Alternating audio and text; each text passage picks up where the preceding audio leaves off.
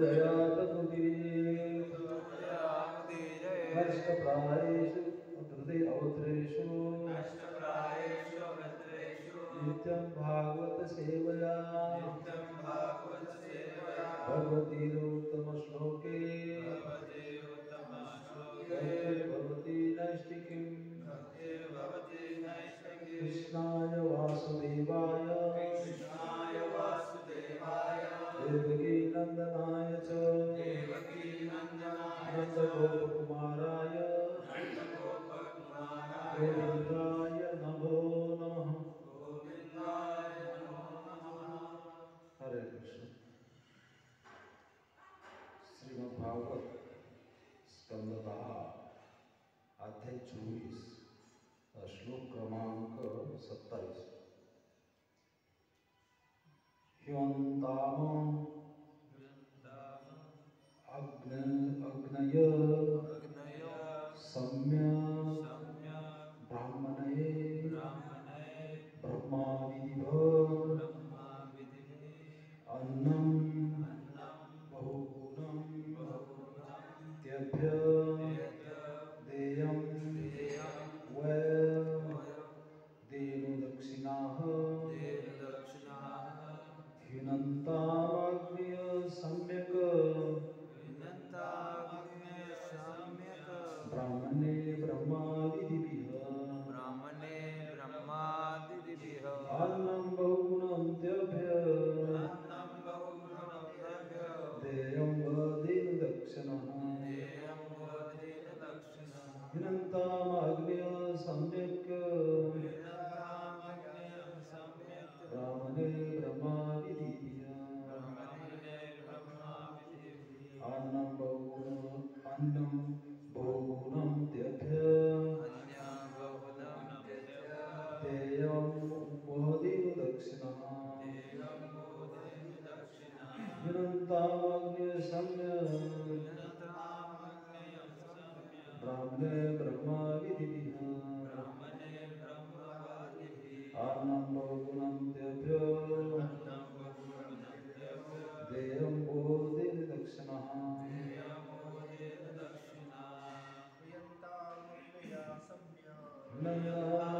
हिनन्तामग्न्य सम्यक् ब्राह्मणे ब्रह्मवादिभिः अन्नं बहुगुणं तेभ्यो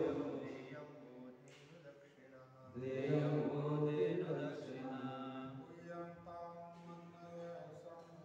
हिनन्तामग्न्य सम्यक् ब्राह्मणे ब्रह्मवादिभिः अन्नं बहुगुणं तेभ्यो देयं वदेनुदक्षिणः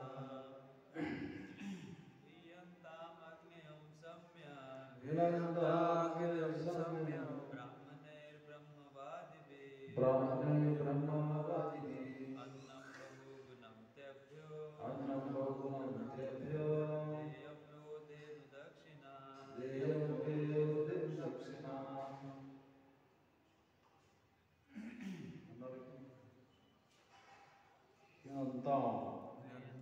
आवाहन केले जावे अग्नेय अग्नीचे सम्यक विधीपूर्वक ब्राह्मणे ब्राह्मणांकडून ब्रह्माविधिय वेदपारंगत अन्नम अन्न बहुगुणम रुचकर तेभ्य त्यांना देयम दिले जावे वह तुमच्याकडून देनुदक्षिणः गायी आणि इतर वस्तू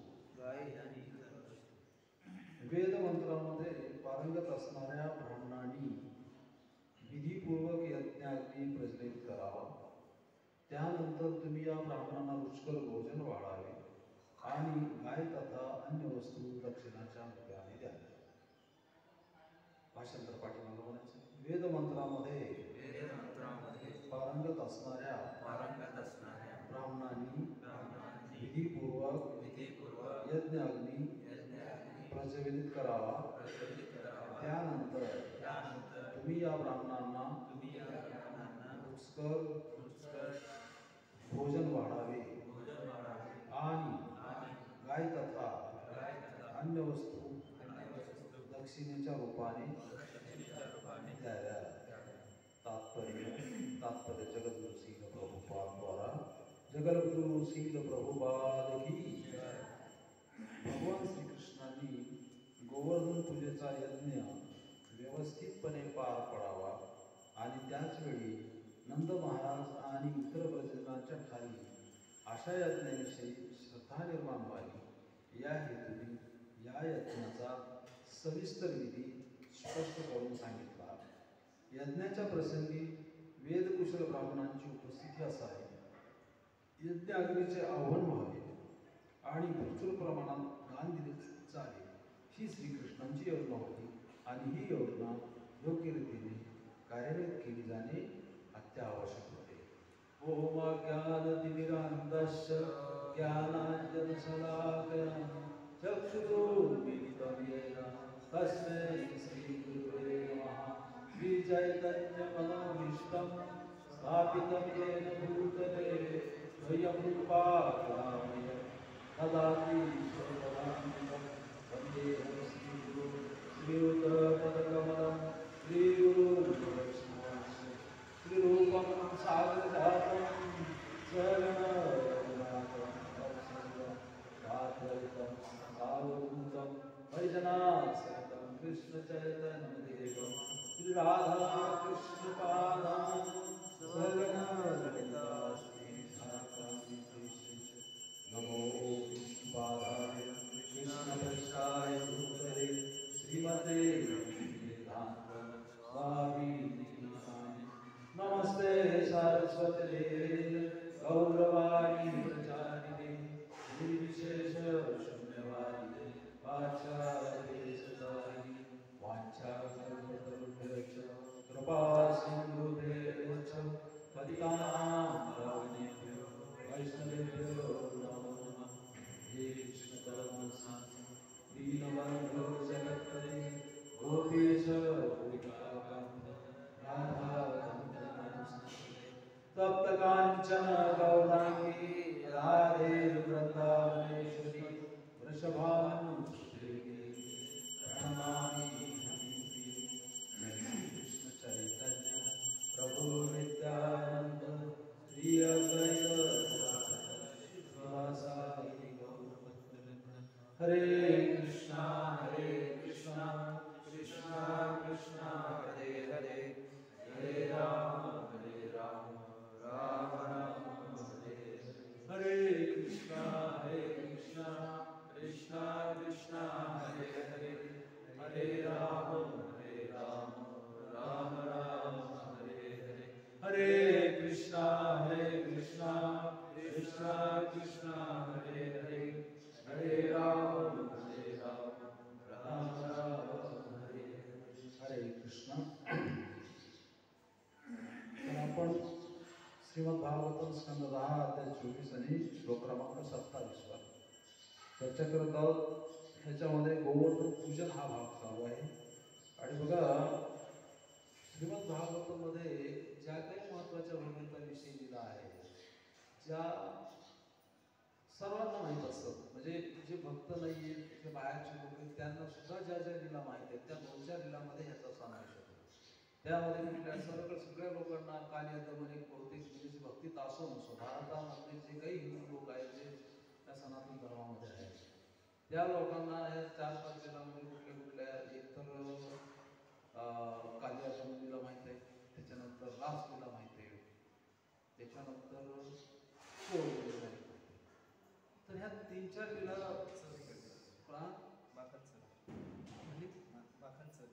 माखन चोरी 4 लीला.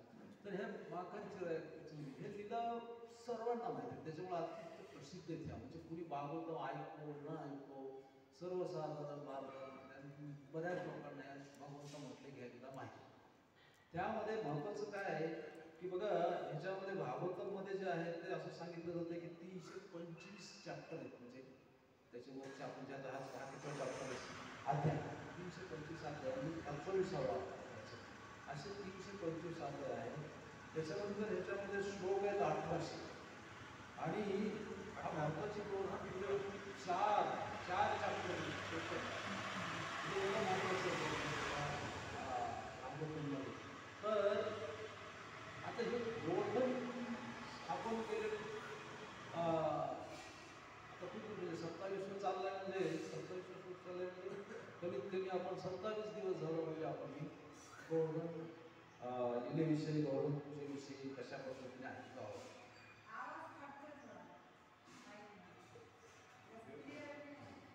तर गोवर्धन पूजेविषयी जे आहे तर गेल्या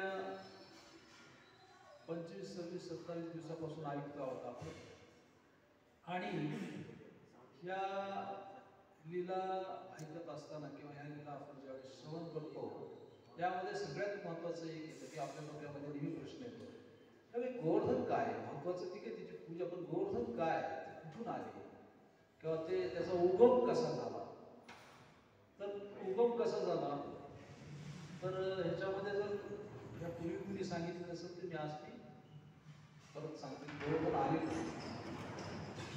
काय झालं एकदा की ज्या वेळेस भगवंताचं असं ठरलं की बाबा आपल्याला भूतलावरती जायचं आहे अवतार घ्यायचा जायचं तर त्यांनी राजांना सांगितलं की आपल्याला भूतलावर जायचं तर तुम्ही सुद्धा माझ्याबरोबर तू सुद्धा चल त्यावेळेस राधाराणी म्हटली की नाही मी नाही येणार म्हणजे का नाही येणार म्हणजे काय आहे तिथं वृंदावन नाही कधी यमुना नाही आणखी माझे प्रिय असे गिरिराज गोवर्धन नाही जय श्री राधा म्हणजे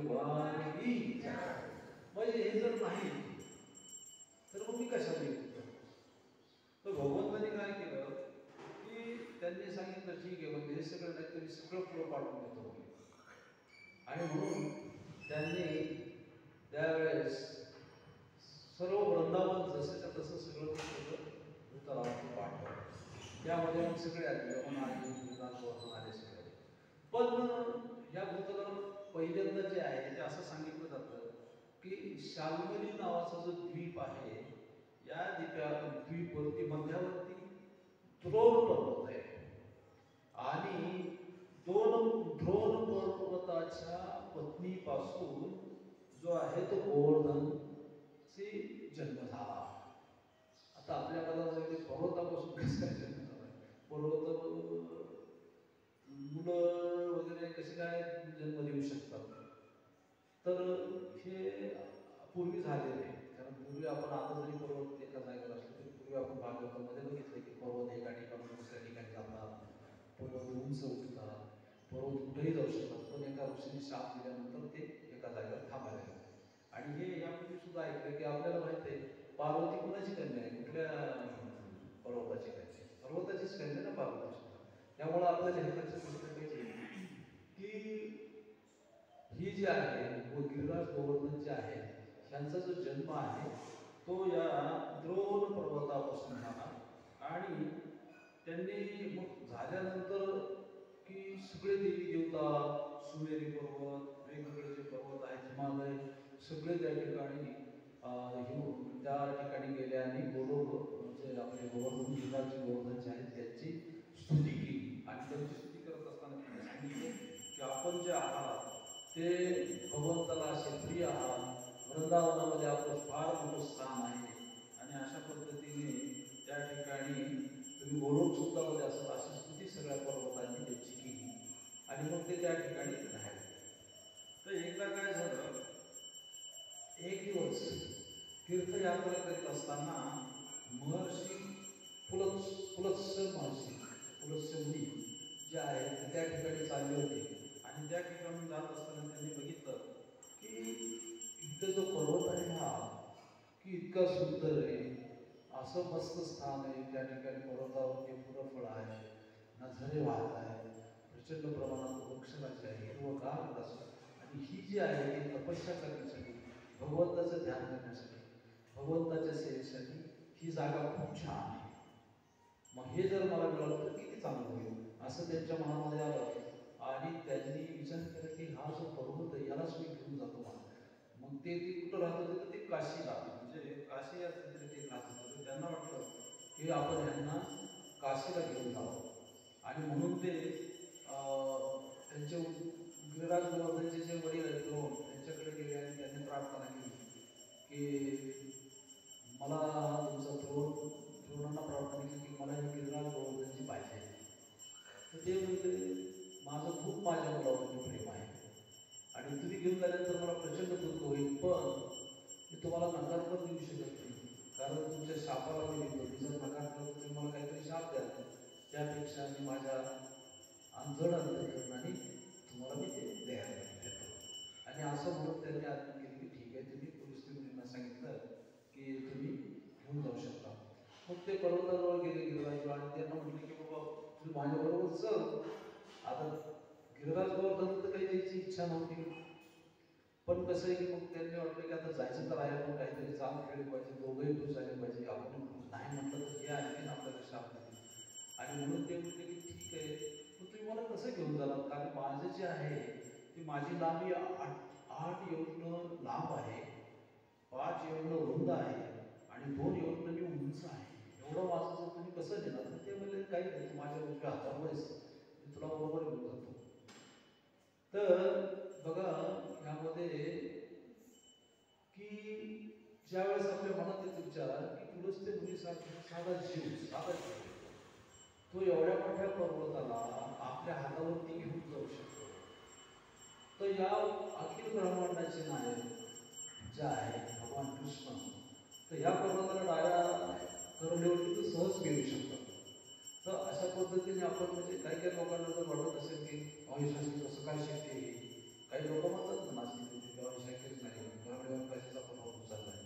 तर त्यांच्यासाठी ही कथा आवश्यक आहे की एक साधा जीव पुरुष तो ते जर घेऊन जाऊ शकतो, तर भगवंत काय नाही आम्ही काम करू शकत.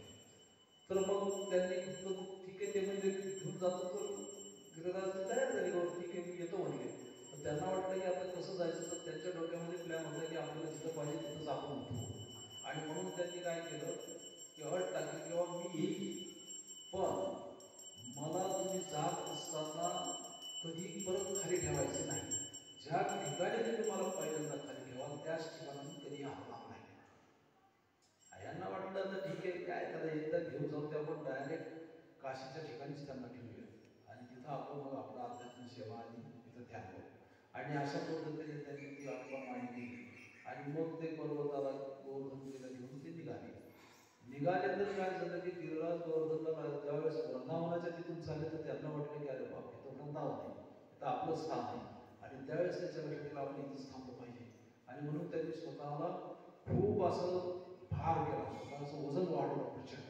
आणि त्याचप्रमाणे त्यांच्या हृदयामधून पुलस्त्रीच्या ह्याच्यामध्ये एवढं काही हे केलं की त्यांना प्रचंड नैसर्गिक विधी म्हणजे त्यांना लग्नी करण्याची भावना निर्माण झाली. आणि मग एका हातात पर्वत आणि हा नैसर्गिक विधी कसं काय करता येईल आपल्याला.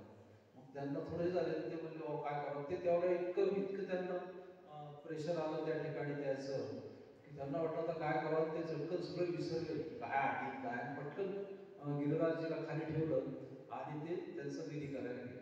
आणि विधी करून परत आल्यानंतर बघतात ते उचलायला लागले, ते काय उचलणार. ते म्हणले काय झालं. म्हणजे महाराज तुम्हाला मी टाकीत होता किंवा तुम्ही जिथं घेऊन तिथून काय हल्ला नाही आता. अरे म्हणजे यांनी तुम्हाला फसवलं. त्यांना क्रोध आला, अरे असं आहे का ह्याच्यामुळे. आणि मग त्यांनी शाप दिला की तू म्हणले अशा पद्धतीने मला फसवलं तर तू आता दररोज म्हणजे एका मौलिक विचारांची तू नष्ट पाहिजे. आणि मग ज्यावेळेस ज्यावेळेस गिरिराज गोवर्धन आणि गंगालुप्त होईल त्यावेळेस घोर कलियुग सुरू झाले असेल. तर अशा पद्धतीने ही गिरिराज गोवर्धन जे वृंदावनामध्ये त्या ठिकाणी स्थापित झाले. मग ही गिरिराज गोवर्धनची या ठिकाणी जी पूजा आहे, तर या श्लोकामध्ये 27व्या श्लोकामध्ये भगवंत सांगतात आणि प्रभुपाद तात्पर्यामध्ये लिहितात की गोवर्धनची पूजा कशी करायची, त्याची पद्धत काय पाहिजे आणि कशा पद्धतीने पूजा झाली पाहिजे, कारण कशी करायची पूजा का करायची वगैरे वगैरे पठवून दिलं भगवंतांनी आपल्या वडिलांना. परंतु ते पूजा कशा पद्धतीने केली पाहिजे तर ते भगवंत सांगतात की भगवान श्रीकृष्ण म्हणतात की गोवर्धन पूजेचा यज्ञ व्यवस्थित पार पडला पाहिजे. आणि त्याच वेळीच नंद महाराजांनी आणि व्रजजनांच्या यज्ञाविषयी श्रद्धा निर्माण व्हावी म्हणून ते म्हटले की या ठिकाणी जे ब्राह्मण आहेत ते वेद कुशल ब्राह्मणांची उपस्थिती आवश्यक आहे, जे वेदामध्ये कुशल आहे असे ब्राह्मण. आता ब्राह्मण बघायचे आहेत ते ब्राह्मणाविषयी असं सांगितलं जातं की सगळ्या ज्या देवी देवता आहेत ह्या सर्व देवी देवता ह्या भगवंताचे सेवक आहेत आणि ज्यांना कुणाला वेगवेगळ्या भौतिक इच्छा पूर्ण करायच्या असते आणि डायरेक्ट जे भगवंताकडे जाणार नाही तर या ठिकाणी वेगवेगळ्या देवी देवतांची सेवा करून देवी देवतांची पूजा करून त्या ठिकाणी आपले जात असतात, देवी देवतांच्या सेवा करून वेगवेगळ्या. परंतु असं सांगितलं जातं की ब्राह्मण जर संतुष्ट झाले तर सर्व देवी देवता प्रसन्न होतात. म्हणजे सगळ्या देवी देवतांची पूजा नाही केली तरी चालते, नाही झाली तरी चालते, पण ब्राह्मणाला जर संतुष्ट केलं तर सर्व देवी देवता सुद्धा प्रसन्न होतात. जसं असं सांगितलं जातं की भगवंत जर प्रसन्न झाले तर सर्व देवी देवता प्रसन्न होतात, सगळे ब्राह्मण वृंद प्रसन्न होतात. तसं सांगितलं जातं की सर्व देवी देवता जर प्रसन्न करायचे असतील तर ब्राह्मण प्रसन्न झाला पाहिजे, ब्राह्मण संतुष्ट झाला पाहिजे आणि त्यामुळे ब्राह्मणाची पूजा केली जाते. देव जेव्हा ते ब्राह्मणाची सेवा करतात, ब्राह्मणाची पूजा करतात, त्यांना देवपूजा करण्याची आवश्यकता नाही, कारण ब्राह्मणाची पूजा ही पूर्ण देवताची पूजा होय. आणि भूतलावर जे आहे ते आपण बघतो की ब्राह्मणाचे जे गुण आहेत ते काय आहे, ते भगवद्गीतेमध्ये सुद्धा सांगितलेलं आहे भगवंतांनी की जो पूर्णतः भगवंताच्या सेवेत आहे, जो ज्ञानी आहे, जो पवित्र आहे, म्हणजे ज्ञान विज्ञान आस्तिक्यम सर्व ब्रह्मात्म, म्हणजे ज्याच्यामध्ये ज्ञान आहे, ज्याच्यामध्ये त्याग आहे, भगवंताविषयी सेवा करण्याची वृत्ती आहे, प्रामाणिक आहे, सत्यता आहे, तपस्या आहे, तर ह्या सगळे गुण त्या ब्राह्मणामध्ये असतात आणि असा ब्राह्मणाची सेवा करणं हे देवी देवतांच्या सेवेपेक्षा श्रेष्ठ आहे असं सांगितलं. त्यामुळे बऱ्याच ठिकाणी बघा की भोजन जे आहे ते ब्राह्मणाला दिलं जातं, कारण ब्राह्मण हे भगवंताचे सेवक असतात. आणि कुठल्याही ठिकाणी बघा प्रत्येक विधीमध्ये पहिल्यांदा ब्राह्मणाला भोजन, सुरुवातीला जे मान असतो ते ब्राह्मणाचा. कुठले तुमचे आपण बघा वेगवेगळे विधी वेगवेगळे कार्यक्रम करतो, यज्ञ करतो, ते करतो, तर भगवंताची ही इच्छा होती की त्या ठिकाणी यज्ञ करत असताना सगळ्यात महत्वाचं ते सांगताय की वेद कुशल ब्राह्मण त्या ठिकाणी होत. आणि वेद कुशल म्हणजे कसे की पूर्वी यज्ञाचा जो अग्नी आहे तो यंत्राने पेटवला जायचा, तर अशा प्रकारचे ब्राह्मण जे मंत्राने जे आहे ते अग्नी यज्ञाचा अग्नी पेटवला जात होता. आज तसे ब्राह्मण नाही आहेत, पण आज जे ब्राह्मण आहेत ते सुद्धा प्रभुपादांनी सांगितले की आजचे ब्राह्मण कोण आहेत की जे 4 नियमांचं पालन करतात, भगवंताच्या सेवेत आहेत, गुरु परंपरेमध्ये आहेत 4 पैकी एका, आणि जे भगवंताचं निरंतर स्मरण करतात, भगवंताच्या सर्व प्रकारच्या सेवेमध्ये असतात, पूजा सेवा असेल किंवा वेगवेगळ्या प्रकारच्या सेवा असतात, जे प्रचार करतात, अशांना आजही ब्राह्मण म्हटलं जातं. आणि त्यामुळे ब्राह्मण हे जे आहे तर सर्व ठिकाणी पूजनीय आहे. तर असं या ठिकाणी यज्ञाचा जो यज्ञ करायचा तर भगवंत त्या ठिकाणी यज्ञ कसा करायचा म्हणून त्या ठिकाणी म्हणतात की यज्ञाचा सविस्तर विधी जो आहे त्या ठिकाणी स्पष्ट करून सांगितला.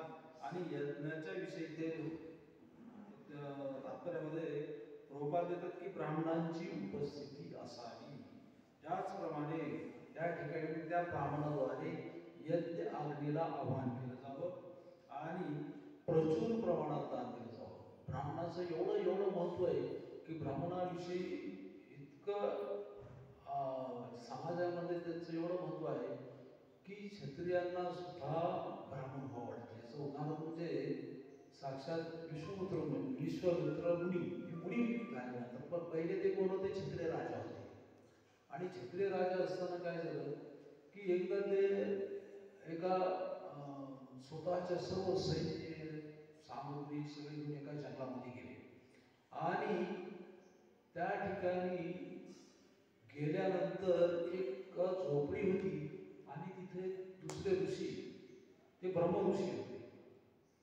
त्याचं नाव हा वशिष्ठ थँक्स. तर वशिष्ठ ऋषी त्या ठिकाणी होते आणि तिथे गेल्यानंतर वशिष्ठ ऋषीच्या तिथे गेले. वशिष्ठ ऋषीने त्यांचं खूप स्वागत केलं. आता स्वागत केला, मोठा राजा आहे, एवढा हजारो लाखो सैन्य आहे आणि त्याचा एवढा आदर सत्कार केला एकटा माणूस. आणि त्या सर्व सैन्यानं त्यांना सुखरास असं भोजन दिलं, जे पाहिजे ते इतकं प्रचंड प्रमाणात 56 भोग असे. हा त्या ठिकाणी 56 भोग जेवायचे. एका सैनिकाला 100 पदार्थ भोग लागले आणि सुवासित जेवण, सगळ्यांची व्यवस्था, पाणी, चारा, सगळ्या त्यांच्या सैन्याला, घोड्यांना, हातींना पंक्ती व्यवस्थित बसल्या आणि सगळ्या लोकांना उत्कृष्ट गरम गरम भोजन केल्याबरोबर झालं. आणि सगळं खाल्लं पिल्लं सगळं झालं. क्षत्रिय राजाने ते म्हणले, जंगलामध्ये घोर जंगलात एक साधन आहे, ऋषी, एक साधन ज्याच्याकडे काही साहित्य नाहीये आणि ॲट ए टाइम माझ्या लाखो लोकांना जेवण देतोय इतक्या कमी वेळात आणि ते पण इतके 56 भोग इतकं स्वादिष्ट, हे कसं काय शक्य आहे? ते विचारात पडले की काय. त्यांनी आपली प्रार्थना केली वशिष्ठ की म्हणले, मुनीवर या. ते ब्रह्मर्षी होते. मुनीवर या, इतक्या माझ्या लाखो सैन्याला तुम्ही एका वेळेस एवढं भोजन कसं काय देऊ शकले? आणि या जंगलामध्ये काही सोय नाही, कुठले पदार्थ नाही, कुठलं जवळ मार्केट नाही, तुम्ही एकदम आणलं आणि एवढं राहणं कुणीच नाही तुमच्या पंक्तीला, तर कसं काय शक्य आहे? त्यावेळेस त्यांनी म्हणले की ही माझी सगळी, माझी जी माता आहे, गोमाता आहे, तिची गाय आहे आणि तिच्याकडे हे झालेले. ते म्हणले गाय तर गेली, तर ही गाय म्हणली, मी तिच्याकडे मागितलं, कल्पतरू गाय, सुरवी गाय, जे वांछित ते जे आपण मागतो ते मिळतं म्हणे. मग तिला जर सांगितलं की तू आता हजारो लोकांना भोजन देतो, ती भोजन देते, काही पण करते. आता हा क्षत्रिय राजा, ह्याला वाटलं की एवढी चांगली गाय तर माझ्याकडे पाहिजे, मी राजा आहे, माझ्या प्रजेचं जे जे आहे ते माझ्या मालकीचं आहे आणि ह्याच्याही कामाची काहीच गरज नाही, याला काय गरज आहे याची? मला गरज आहे, कारण माझ्याकडे एवढ्या लोकांना सगळी व्यवस्था करावी लागते, एवढ्या लोकांना भोजन द्यावं लागतं, तर ही गाय मलाच पाहिजे. आणि त्यांनी पहिल्यांदा हात जोडून गेले, ऋषीवर ही गाय मला देऊन टाका. त्याच्या डोळ्यामध्ये पाणी आलं. म्हणजे नाही म्हणले, माझी मुलगी आहे म्हणली, मुलीपेक्षा प्रिय काय देते हे महत्वाचं नाही, पण माझं प्रचंड प्रेम तिच्यावर आहे, तिचं माझ्यावर आहे, मी देऊ शकत नाही. तसं तसं राजाचा पारा चालायला लागला, मी देऊ शकत नाही, देणार म्हणले. आणि जर तुम्हाला न्यायचंच असेल, ती जर खुशी येणार असेल तर घेऊन जा. राजाला वाटलं की कसं काय येत नाही आणि मग त्यांनी प्रयत्न केला आणि ते सोडायला लागले. तर सोडायला लागलं तर त्याला गाय तर येतच नाही आणि मग ही म्हणली की ती येत नाही, तुम्ही जबरदस्ती देते. ते म्हणजे नाही म्हणले, तुला नेता येणार नाही, ती येऊ शकत नाही, तिची इच्छा नाही तुझ्याबरोबर यायची, मी देऊ शकत नाही. म्हणजे मग तुला म्हणले माझ्याबरोबर युद्ध करून मला मारूनच तुला नेणार लागेल, ती गाय तशी मी देणार नाही. राजा म्हणलं युद्ध आहे, एकटा काय करणार? त्यांनी सैन्याला आज्ञा दिली लढायला. त्या सुरवी गाई होती, चिंतामणी होती, जे वांछित होती, तिच्यापासून हजारो लाखो सैन्य तेवढंच तयार झालं आणि त्या सगळ्या सैन्याने हे जे राजा होता पूर्वीचा, त्या राजाचा पराभव केला. पराभव केल्यानंतर विश्वामित्र मुनी, म्हणजे ते मुनी झाल्यानंतर ते राजा होते, म्हणत आले की साधा ब्राह्मण, मी एवढा मोठा राजा, माझ्याकडे लाखोचं सैन्य आहे आणि हा माझा पराभव करतो, म्हणजे क्षत्रियापेक्षा ब्राह्मण निश्चितच श्रेष्ठ आहे, जे ब्राह्मणाचं मत. तर मग त्यांनी विचार करायला लागले, काय कामाचं नाही, आपण राजा राहणं गरज नाही, आपण राजा राहायच नाही, माझ्यापेक्षा श्रेष्ठ आहे हा एक ब्राह्मण, एक ऋषी. आणि त्या दिवशी त्यांनी राज्यत्याग केला आणि ते तपश्चर्या केली, ते विश्वामित्र मुनी. तर विश्वामित्र मुनीच्या लक्षात आलं की ब्राह्मणाचं काय तेज आहे, ब्राह्मणाचं काय महत्व आहे. तर इथं प्रभुपादांनी त्या पद्धतीने ब्राह्मण किती महत्वाचे आहे त्या पृथ्वी तलावरती हे स्पष्ट करण्याचा तात्पर्यामध्ये प्रयत्न केले, तात्पर्यामध्ये सांगितले. तर अशा या ब्राह्मणाच्या साठी त्यांनी स्वतः प्रचंड तपश्चर्या केली. तो वेगळा इतिहास आहे, तो आपण त्याच्यामध्ये जाणार नाही. त्यांनी त्यातला पण ब्रह्मर्षी व्हायचं होतं, मग ते नंतर झाले शेवटी, पण त्याच्यासाठी त्याचा प्रयत्न करा. तर अशा पद्धतीने ब्राह्मणाचं एवढं महत्व आहे. मग ते काय म्हणतात पुढे प्रभुपाद तात्पर्यामध्ये म्हणते की अशा प्रकारचे ब्राह्मण वेद कुशल ब्राह्मणांची उपस्थित आणि त्यांनी यज्ञ अग्नीचे आवाहन करावे आणि प्रचंड प्रमाणात दान दिले जावे. काय दिलं जावं तर ते म्हणतात की या ठिकाणी गाय आणि अन्य वस्तूच्या रूपाने दान द्यावे. म्हणजे जे या इथं याच ठिकाणी जे सांगितलंय ते महत्वाचं सांगितलं की दान केलं पाहिजे. अशा प्रसंगी प्रचंड दान द्या की दानाने तर आपल्याला नेहमी सांगितलं की शुद्धीकरण होतं, धनाचं शुद्धीकरण होतं, हे होतं ते होतं. पण इथं सुद्धा स्वतः भगवंत या ठिकाणी भाषांतर मध्ये होतात की त्यांनी गाय दत्त आणि वस्तूचे मग गाय एवढी महत्वाची आहे की आपल्या जीवनामध्ये गायी इतकं महत्व दुसरं कशालाच नाही. गाय ही आपली माता आहे वेगवेगळ्या प्रकारची, ज्या वेगवेगळ्या माता सांगितल्या त्याच्यात गाय ही पण आपली माता आहे. आणि ह्या गायीला जे आहे की बघा शास्त्रामध्ये असं सांगतात की सर्व देवी देवतांचा वास गायीमध्ये आहे. गायीचे जे गोव्यांग आहेत तिथं लक्ष्मीचा वास आहे असं सांगितलं जातं. गायीच्या सगळ्या देवी देवता तिथं आहेत. शास्त्रामध्ये सांगितलंय की गायी जी चलत असताना गायीच्या खोराखाली खोराखाली जी माती आहे ती माती जर घेऊन आपण असा मुखट लावला तर तुम्हाला आपल्याला सर्वांना तीर्थस्नान करण्याचं पुण्य लाभतं प्रत्येक ठिकाणी. तर एवढं प्रत्येक ठिकाणी गायचं म्हणजे काय त्या ठिकाणी असणं हे एवढं महत्वाचं आहे की गायीच्या आणि सगळ्या प्रकारचं शुद्धीकरण होतं. आणि वैज्ञानिकांनी सुद्धा म्हणजे आपले जे आधुनिक वैज्ञानिक आहेत वेदामध्ये तर गायीचं वर्णन केलेलं आहे आणि वैज्ञानिकांनी सुद्धा गायीचं शेण गायीचं मूत्र याचं ज्यावेळेस संशोधन केलं त्यावेळेस त्यांच्या लक्षात हजारो असे जीवजंतू देशामध्ये आहेत की ज्या भौतिक हवा, भौतिक पाणी किंवा भौतिक रोग हे त्या सगळ्या वस्तू या शुद्धीकरण करतात आणि ती रोग नष्ट करण्याची, पावित्र्य करण्याची ताकद जी आहे, शक्ती जी आहे ते गायीमध्ये आहे. हे प्रत्येक ठिकाणी म्हणजे गाय पण एवढी महत्वाची आणि एवढी महत्वाची गाय अशा प्रकारची गाय दान दिलं पाहिजे. दानाचं महत्व कुठं काही दान केलं पाहिजे हे त्या ठिकाणी सांगतात लोक. गायीचं जे आहे ते असं सांगतात आणि आपण लोक गायीचं तर आजकाल खूप हत्या केल्या जातात. तर असं सांगतात गायीची जर हत्या केली तर जोपर्यंत चंद्र सूर्य आहे तोपर्यंत नरकामध्ये कितपत पडावं लागतं त्या माणसाला, इतकं वाईट आहे ते. त्यामुळे प्रभुपादांनी एका ठिकाणी लिहिलेलं आहे की जगामध्ये ते तात्पर्यामध्ये वाचलं प्रभुपादांच्या एका की ते सांगतात की जगामध्ये सर्वात श्रीमंत माणूस कोण आहे, कोण असू शकतो, सगळ्यात धनवान माणूस जगामध्ये कोण असू शकतो. तर ते म्हणतात की ज्याच्याकडं 1 एकर जमीन असेल, ज्याच्याकडे एक गाय असेल, बस तो सगळ्यात धनवान माणूस म्हणजे याच्याकडे. तो कसा की ते म्हणतात की जर गाय असेल तर त्याला आवश्यक असणारं दूध ती देईल, त्याला आवश्यक असणारं औषधासाठीचं गोमूत्र ते देईल, त्याला आवश्यक असणारं शेण वगैरे ते देईल, जळणासाठी वापरता येईल, सगळ्या कामासाठी वापरता येईल.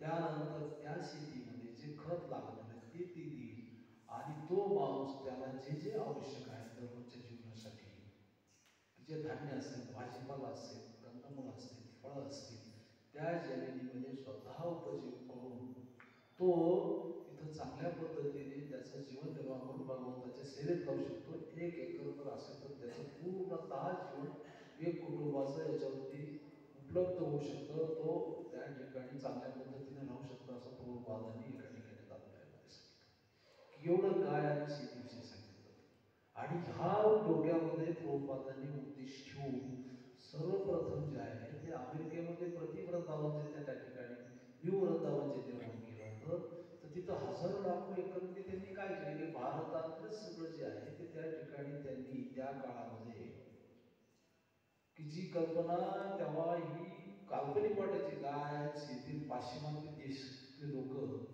तिथं घेऊन काय करत होती तर त्यांनी गावरान गायी पाळल्या तिथं अमेरिकेमध्ये.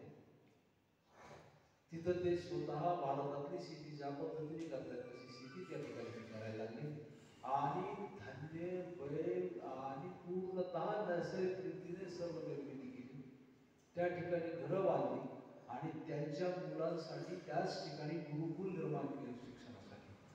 तर हे जे आहे ते प्रभुपादांनी स्वतःच्या उदाहरणातून फक्त काल्पनिक काही सांगितलं नाही, तर स्वतः ते स्वतःच्या आचरणातून आणून दिलं, म्हणून त्यांना आश्चर्य म्हणतात. तर त्यांनी ते अमेरिकेमध्ये करून दाखवलं आणि नंतर मग भारतामध्ये सुरू झालं. आजही आपण बघा की आपल्या अनेक आपल्या आंतरराष्ट्रीय कृष्ण भावना संघाच्या अनेक गोशाळा आहेत, ज्या ठिकाणी गायीची सेवा ही फार उत्कृष्टरित्या एखाद्या कुटुंबातील एखाद्या सदस्यापेक्षा चांगल्या पद्धतीने केली जाते. आणि ज्या ठिकाणी गायी आहे त्या ठिकाणी लक्ष्मी आहे, त्याच ठिकाणी भरभराट आहे. हे स्वतः प्रभुपादांनी प्रत्येक ठिकाणी जे आहे ते सिद्ध करून दाखवलं.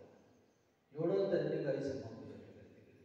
आणि त्यामुळे गाय दान करणं, गायीची सेवा करणं हे भगवंताच्या जवळ जाण्याचं एक साधन आहे. याच्यासाठी प्रभुपादांनी त्या ठिकाणी आपल्याला स्पष्टपणे सांगितलं आहे. आणि स्वतः भगवंत सुद्धा तेच म्हणतात किंवा हे सगळं एवढं आवश्यक आहे की याच्याशिवाय आपण करू शकत नाही. पण काय झालंय की आज बघा वैज्ञानिक प्रगतीच्या नावाखाली आपण सगळं दुःख भोगतोय, निसर्गापासून दूर गेले, दान कुणी करत नाही. निसर्गापासून एवढे दूर गेले की आज विज्ञानाच्या सहाय्याने एवढे शोध लागले की कशासाठी शोध लागले, तुम्ही आपल्या सुखासाठी, की गाड्या निर्माण केल्या, पंखे निर्माण केले, धुलाई यंत्र निर्माण केले, वेगवेगळ्या प्रकारचे AC ट्रॅव्हल्स गाड्या निर्माण केलं, ते म्हणजे त्याच्यातून शीत मिळालं. परंतु तुम्ही बघा आज ह्या ज्या गाड्या निर्माण झाल्या त्याच्यातून किती मोठं प्रदूषण आहे. आज दिल्लीमध्ये आणि मुंबईमध्ये एवढं मोठं प्रदूषण माजलं की कुठलाही माणूस त्याच्या आयुष्यात एक जरी सिगरेट ओढत नसला, तर ज्यावेळेस तो मुंबईत राहणारा माणूस दिवसभर जर 12 तास त्या मुंबईत राहिला, तर तो कम्प्लीट 3 पाकिट म्हणजे 12 ते 36 सिगरेट ओढणे इतकं त्याच्या छातीमध्ये धूर जातो आणि त्याचं आयुष्य कमी होतं. म्हणजे हे जे दुःख आहे कशामुळे, म्हणजे आपण केले कशासाठी आधुनिक शोध की म्हणजे आधुनिक शोध याच्यावर आपल्याला सुख मिळालं पाहिजे, आपल्याला शांती मिळाली पाहिजे, आपल्याला चांगल्या पद्धतीने. पण होतंय काय की ह्या सगळ्या निसर्गामध्ये आपण हस्तक्षेप केल्यामुळे उलट माणसाचं आयुष्य प्रदूषणाने कॅन्सर, हाताचा शोध लागला वेगवेगळ्या, त्याच्यामुळे इतके प्रचंड कॅन्सर होतात की आज कुठलाही भाजीपाला रासायनिक मिळत नाही. शेतकरी की नाही तुम्ही सांगू शकत नाही. त्यामुळे प्रचंड प्रमाणामध्ये आणि शेवटी काय लोकांना बघा की हे रोग कधीच पाहायला मिळत नव्हते. कॅन्सर, हार्ट अटॅक, काय 30 वर्षाच्या कोणाला अटॅक येतोय, 35 वर्षाच्या येतो, 60 वर्षाला येतो. म्हणजे कुणाला केव्हा काय होतंय त्याची कारण ही की निसर्गापासून दूर गेलेलो आहोत. आपल्याला सुख मिळवण्याच्या अंदामध्ये सगळ्या निसर्गामध्ये आपला हस्तक्षेप वाढलाय आणि त्यामुळे भगवंतापासून आपण दूर जातोय. आणि जीवनाचा जो उद्देश आहे की शांती प्राप्त करणं भगवंताच्या, कारण आपण भोगायचा प्रयत्न करतोय. पण भगवद्गीतेमध्ये भगवंत सांगते भोक्ताराम यज्ञ तपसाम सर्व लोक महेश्वर सूर्योदय सर्वभूतानां शांती उच्यते.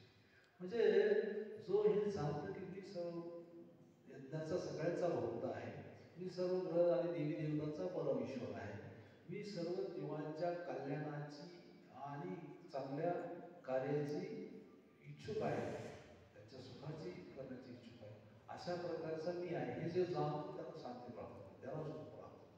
पण हे न जाणल्यामुळे या ठिकाणी जे आहे ते कुठलेही आपण नियम पाळत नाही आणि म्हणून हे होते. तात्पर्यामधून प्रभुपादांना हे सांगायचे की या पद्धतीने जसं खरं पाहिलं तर आपण याच्यापूर्वी आपण सांगितलं होतं की नंद महाराजांची ह्यांची इच्छा नव्हती पूजा केलीच पाहिजे गौरवाची, परंतु त्यांच्या एकच लक्षात आलं की यामुळे जर आपला कृष्ण भगवंत प्रसन्न होत असेल तर आपण करायला हरकत नाही. म्हणून त्यांच्या प्रसन्न जे जे कार्य आपण करतोय ते भगवंताच्या प्रसन्नतेसाठी जर केलं तर ते तडीस जातं आणि भगवंताच्या प्रसन्नतेमध्ये आपलं प्रसन्नता आहे, आपलं सुख आहे, हे या ठिकाणी त्यांच्या लक्षात आला. म्हणून त्यांनी ते पार पाडलं.